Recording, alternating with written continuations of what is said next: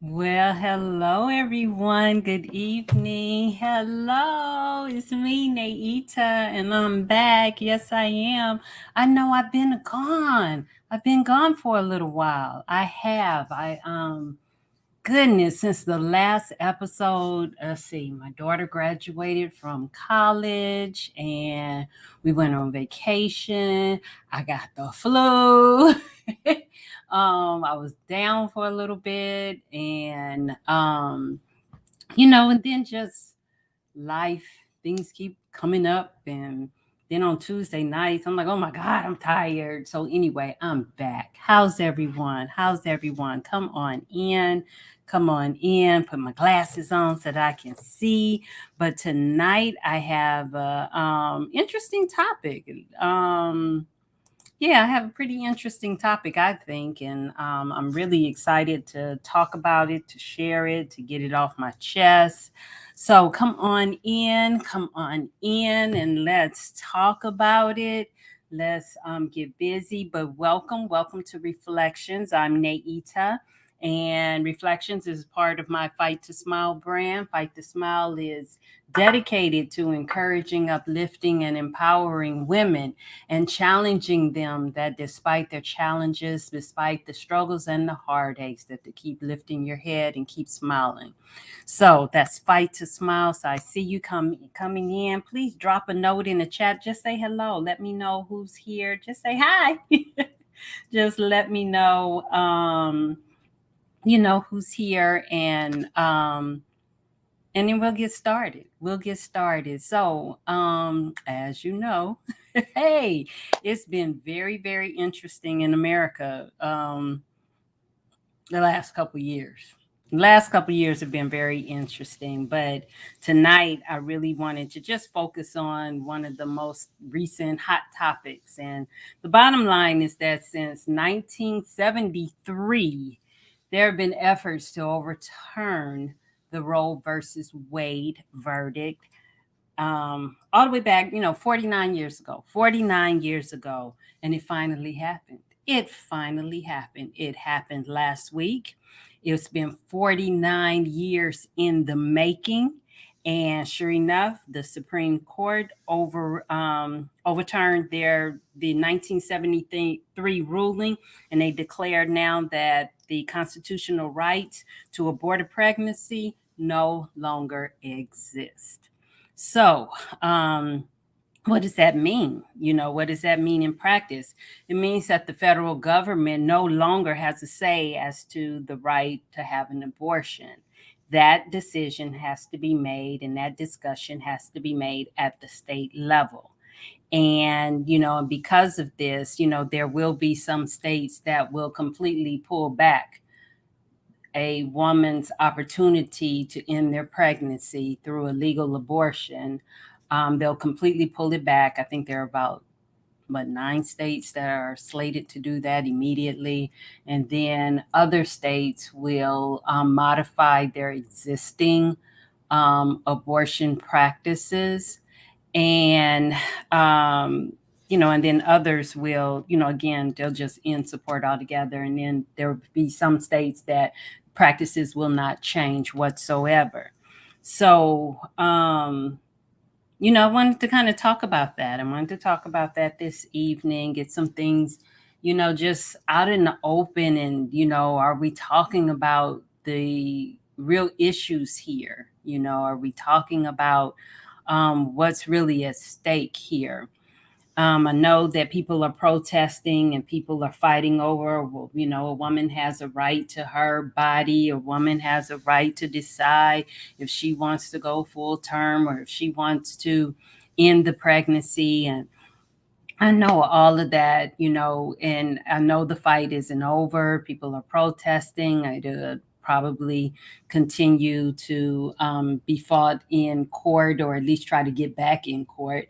So, that's all what's going to happen. It's fine, whatever. But I want to know, what I want to talk about is America really ready?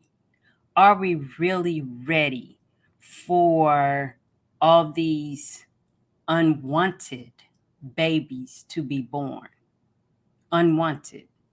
So, so I started looking at some of the statistics and some of the data about abortion. I have some of them here. So, prior to COVID, the CDC reported that there are over 620,000 abortions that were done in 2019. 620,000, over 620,000. So that's on average 11 abortions to every 1,000 live births.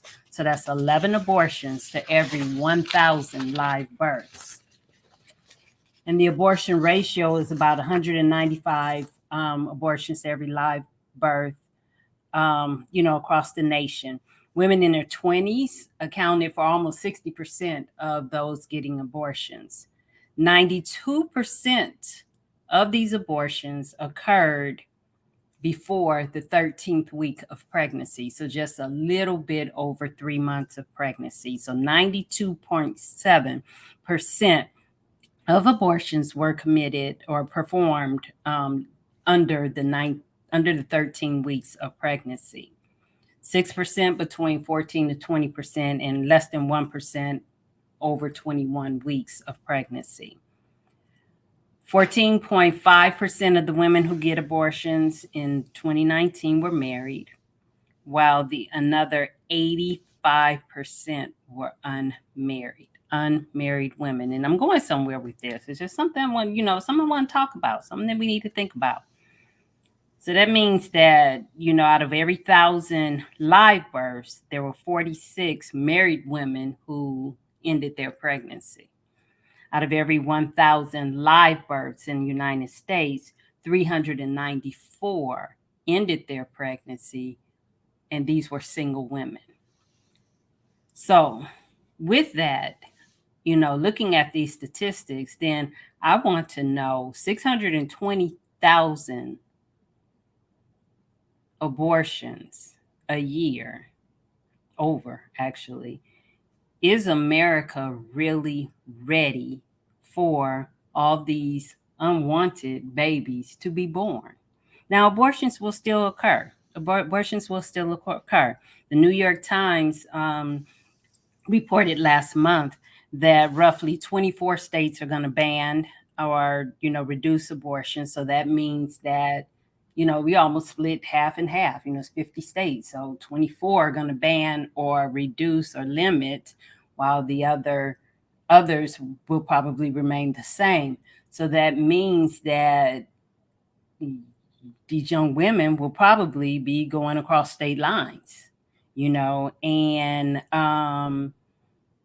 I know in one state, the governor, announced that he was going to reduce the amount of time that a young lady could get an abortion. And he said he's reducing it to 15 weeks. Okay, if he's reducing it to 15 weeks and 93% of abortion occur at 12 weeks, then it's not in that one state, then, it's not, there's not a big difference, but there's still, for pro-lifers, there's still going to be loss of life. So that same governor said that his plan is to expand pro-life protections, and he will stand for life by promoting adoption, foster care, and child welfare. However, his budget vetoes didn't match what he just said. His budget vetoes did not match. I'll say that again. His budget vetoes, where he cut those very things, they don't match. So my question to America again is, if all these millions of people have been praying for Roe versus Wade to be overturned, that's all fine and good, but what's the plan? Okay, what is the plan for all these unwanted babies being born? It would have seemed to me that if you've been making this plan and wanting this for 49 years that people have been fighting and praying for, then why is there no plan? It would seem to me that there would have been, we would have addressed some of the issues that go along with bringing a child to full term in a wanted status, such as healthcare disparities. I can't even get it out. Healthcare disparities. Do you realize that the pregnancy related mortality rate of women is 16.9%? But amongst African Americans is 42.2. A Black woman is 4 times more likely to die while giving birth. 4 times more likely to die while giving birth than any other race. So why couldn't these kind of issues be addressed? Why hasn't America addressed the disparities in infant mortality rates? Let's work on those issues. So now we're going to have an additional, what? I'm just going to say, 100,000 who could not get an abortion, who wanted one, and 100,000 souls, 100,000 babies being born into unwanted environments and situations, and the impact that has on the health care of the person who has to carry the baby full term. Now, again, I'm just looking at, where do we go from here? That's all I'm looking at. As a nation, where do we go from here? America is the only nation, civilized nation, wherein there are no mandated maternity leaves. No mandated for maternity leaves. Yes, there are a few states that provide some maternity assistance, but in America, a woman can be off. Her maternity leave means that she can be off for 12 weeks, and they will, in fact, keep her job for her, but those 12 weeks, and last time I checked, 12 weeks or 4 months, those 12 weeks are unpaid. What's she supposed to do? What is she supposed to do? We already said that 85% of them are single women. So what is a single woman supposed to do with no pay for 4 months and she's pregnant? How can she get the health care that she needs to address the healthcare disparities, to overcome the healthcare disparities that she sees, especially if she's African American, or other minorities as well? But she's off work. Even Austria, they get 16 weeks of maternity leave at 100% pay. Then it drops down to 73.1% of their pay. Norway provides 94% of their pay, France 90%, Bulgaria 90%, but the U.S. is the only country that does not have a national paid leave mandate, and they provide the least amount of support to fathers. So again, I'm just asking, what is the plan? What is the plan to help these women who now are mandated to go full term if they can't, get an abortion? What is the help? What is the help that is in place? They are expected to work up until delivery, because being pregnant is not a sickness. So they work up until delivery, be off work for X amount of weeks or whatever with no income, then turn around and have to pay for childcare so that they can go back to work. That's insane. And speaking of childcare, I have 2 new grandbabies. Well, 1.5 new grandbabies. One is on the way any minute now. And so I was talking to one of my daughter-in-laws, and we were just talking about childcare and everything. And the kind of lowest level childcare nowadays is like $300 a week.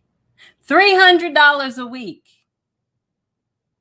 I'm going to say that again, $300 a week. And last time I checked, there were 4 weeks in the month, $1,200 a month. Then the, a little bit better daycares and for childcare for newborns is $360 and premium is $400. I don't know about you, but that's a lot of money. That's a lot of money. And then I know people then will say, well, the father should step in, the father should, yeah. All that. I'm still saying that that is a lot of money. Whether it's one person or even two, it's still a lot of money. And for the single women who don't have that support, what are they supposed to do? What are they supposed to do? And say, well, don't get pregnant in the first place. That's neither here nor there. That's just like ending this. That's neither here nor there. It happens. The baby is coming. The baby is here. So, but the bottom line is there is no plan. So if a fraction of these aborted babies actually come full term, is America ready? Is America ready for 100,000 unwanted babies? I'm really concerned about what we will see. I'm concerned about the vulnerability of young pregnant women who can't get services in their state, so they try to go across state lines. I'm concerned about them being so vulnerable and can fall prey to predators who will capitalize on their situation. And then next thing they know, the young ladies are caught up in some type of, sex trafficking because they're trying to get across the state line and trying to keep things a secret. And then what about the, young ladies who have no health care and they don't even find out until, 12, 13 weeks into their pregnancy that they're pregnant. And now they're just, they're just caught in the bind. They're caught in the bind. It's crazy. It's crazy. Childcare costs. Who picks up the expenses of healthcare costs? Taxpayers. Not to mention the healthcare disparities. Who's going to be adversely impacted the most? Blacks and browns, African Americans, blacks and browns. We are always the ones who, are impacted the worst. We always are. What about the mental health care that goes along? Can you, I can't even begin to imagine what it would be like to have to do something as traumatic as going full term and then try to assume the responsibilities on their own. Where's the support? Where's the support of those millions of people who were praying for this end? And all that, the state should step in, the church should step in, the neighbor should step in and stuff. What's the plan? What's the plan? And there is no plan. Just leaving these young ladies high and dry. Just leaving them high and dry. What is the plan? 49 years you've been hoping for this. So what's the plan to help the ones that make it? What's the plan to help those 100,000, 200,000 babies that actually make it? Sometimes it's not even a matter of people not having any money. They just don't have enough money. There's a big gap between poverty and affordability. A lot of people are somewhere right in the middle. They make too much to be in poverty, but they don't make enough to afford the services that they need. We haven't even fixed that. We haven't even fixed that. It's crazy, and even when I look at like Head Start programs, do you realize that who was it? It was Children's Hospital of Michigan back in 2019, pre-COVID. They said 48% of American children who live in poverty come to kindergarten ill prepared, not prepared for kindergarten. Do you understand? If you're not prepared for kindergarten at the foundation level, you spend your lifetime trying to catch up. Trying a lifetime trying to catch up. And 48% of these young babies are in that situation. So, and then so that's why Head Start is so important, to have these programs.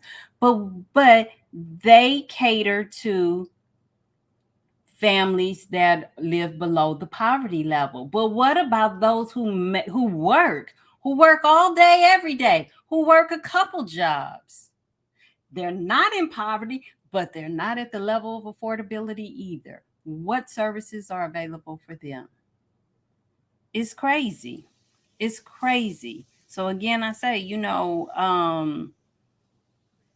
had, there are millions. The governor said that, millions have prayed for this. Millions of Americans have prayed for this. Yeah, but did millions of Americans have a plan for this?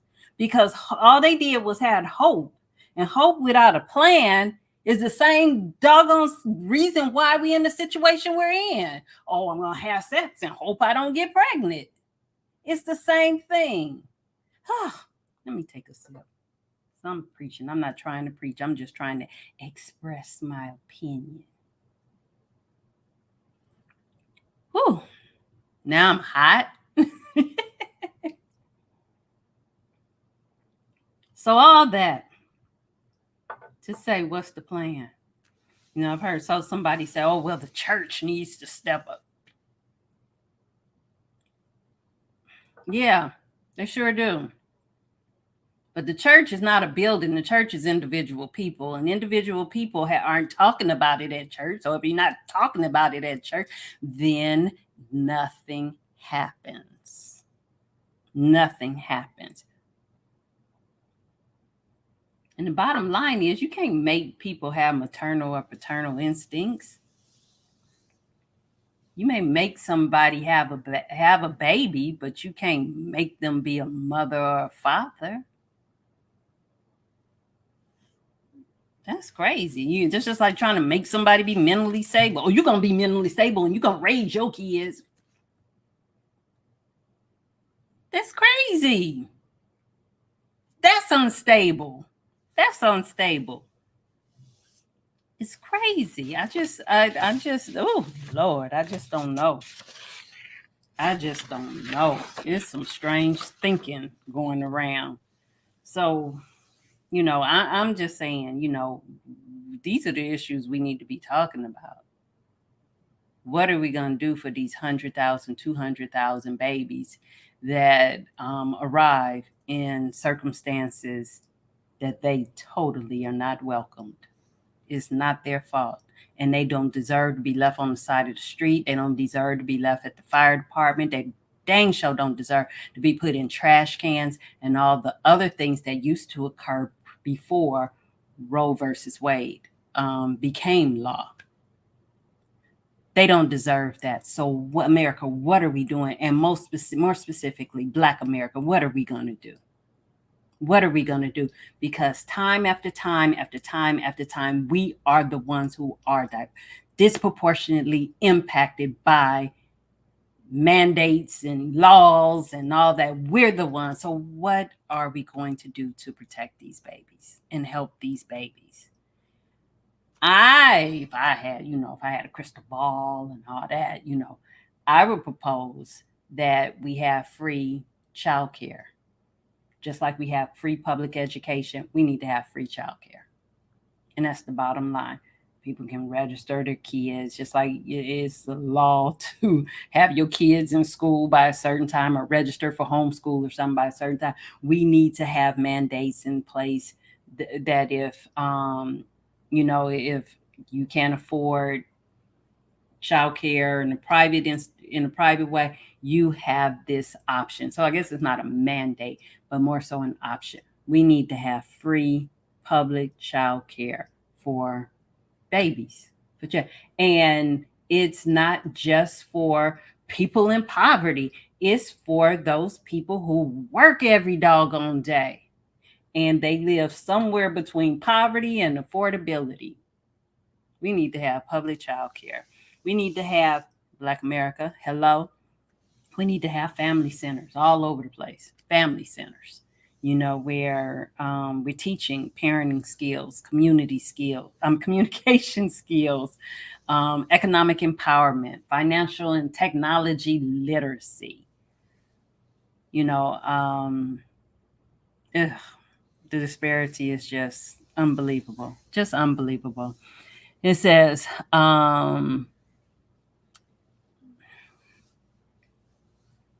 I see a comment. It said these women aren't going to let anyone watch their kids. They got to go to work. Somebody got to watch your kids. So I don't agree with that. People, it's just like, what, we're not going to put our kids in school, you know.